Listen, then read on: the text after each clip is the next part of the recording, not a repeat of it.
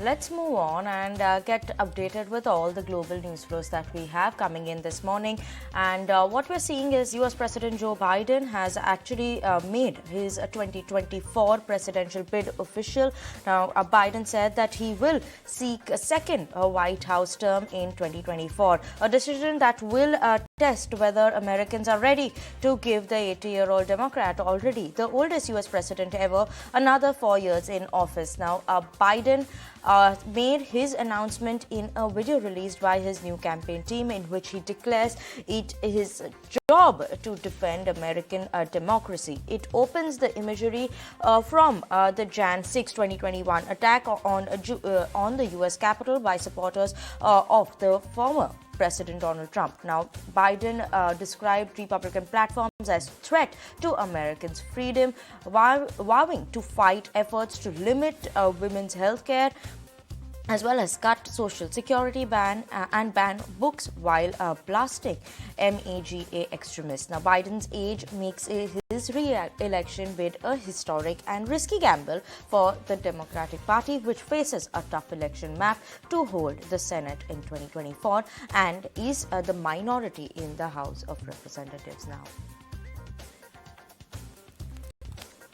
And the US consumer confidence has dropped to a 9-month low in April on the back of some pessimistic views on the economy that could fail into recession this year.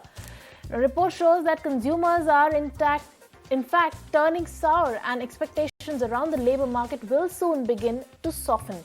Moreover, inflation is still widespread and running well above the Federal Reserve's target. And some of the earnings that Ankita highlighted previously as well. Key tech earnings take the center stage in the US as global's parent Alphabet delivers an earnings beat in the first quarter. And as the company continues in its efforts to cut costs, their revenue rose 3% on a year-on-year basis. Company has mired in a multi-quarter stretch of low single-digit revenue growth after nearly 2 decades of consistent expansion.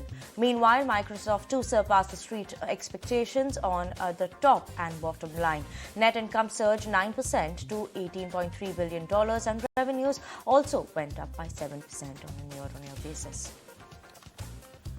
An audio streaming service, Spotify, added 26 million active users for the quarter one, the largest ever user growth in the first quarter.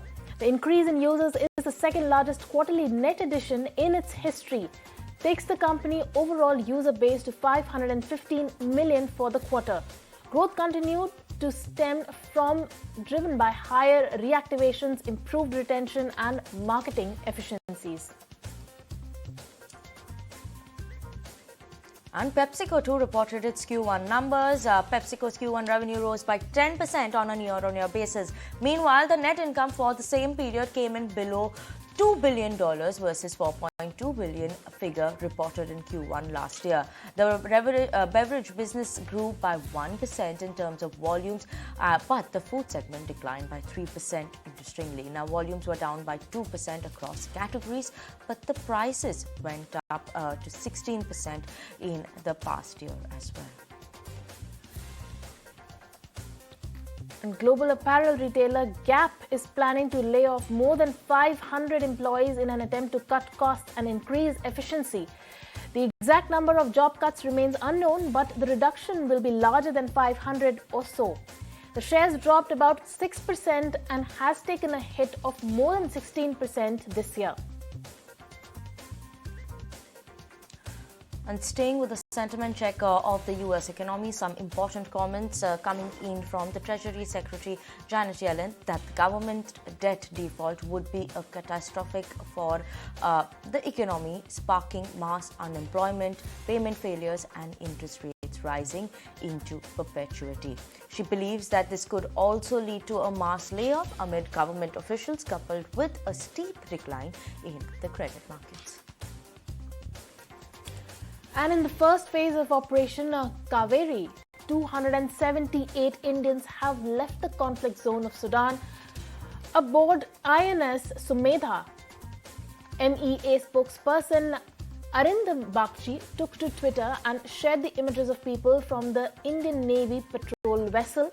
This operation was launched to help stranded Indians come back home safe from the violence and unrest in the region. Other countries like Saudi Arabia and France had already been taking initiatives to evacuate people from the conflicted zone. And the DMK government in Tamil Nadu